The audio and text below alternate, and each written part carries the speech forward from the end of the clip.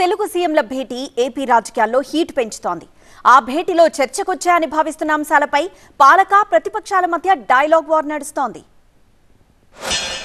పోర్టులో వాటాలు అడిగారని చెప్పారు. మన పోర్టులకు సంబంధించి తెలంగాణ ప్రభుత్వం, తెలంగాణ ముఖ్యమంత్రి గారు ఆంధ్ర రాష్ట్రానికి సంబంధించినటువంటి పోర్టులో వాటాలు అడిగారు అని చెప్పి అడిగారు. ఆ వాటాలకు సంబంధించి జరిగిందా, మీరు ఏమి నిర్ణయం తీసుకున్నారు, ఏమి నిర్ణయం తీసుకోవాలనుకుంటున్నారు, ఇది మీ ఇద్దరికి సంబంధించినటువంటి అంశం కాదు, రెండు రాష్ట్రాల ప్రజలకు ముడిపడినటువంటి అంశం. ఏడుకొండల స్వామికి కూడా చెయ్యి పెట్టాడు ఆయన. మాకు ఏడుకొండల స్వామి దగ్గర కూడా తిరుపతిలో కూడా మాకు వాటా ఇవ్వండి ఒక 48% అని అడిగాడు అని చెప్పి అన్నారు. దాని మీద ఎక్కడ నోరు తెరిచి మాట్లాడినటువంటి సందర్భం లేదు, దాన్ని ఖండించలేదు, ఇది జరగలేదు, ఇది చర్చకు రాలేదు అనే మాట మీరు మాట్లాడలేదంటేనే ఇవి చర్చకు వచ్చాయా అనేటువంటి అనుమానం.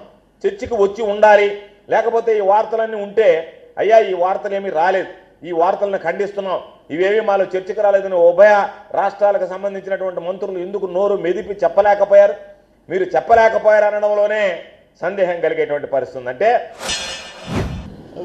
తిరుమల దేవస్థానంలో ఆయన వాటా అడిగాడు, తిరుమల దేవస్థానంలో ఓడరేవుల్లో ఓటాలు అడిగాడు, సముద్ర తీరంలో ఓట అడిగాడు.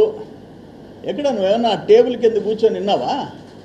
కాకాని ఏదైనా నువ్వు పిల్లి రూపంలో పోయి విన్నావా? ఏం మాట్లాడుతున్నావు నువ్వు ఒక మంత్రిగా పనిచేసినాడువా?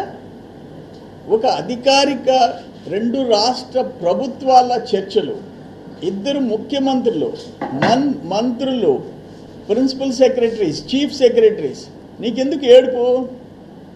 5 ఏళ్ళు ఒకరు ప్యాలెస్కి ఒకరు ఫామ్ హౌస్కి పరిమితమైనారు. ఒకరు ప్యాలెస్ ఒకరు ఫామ్ హౌస్. మీకు ఒకరికొకరు లోపల ఒకరి రాష్ట్రంలో ఆస్తులు ఇంకోటి దోచుకునే దానికి పరిమితమైనారు.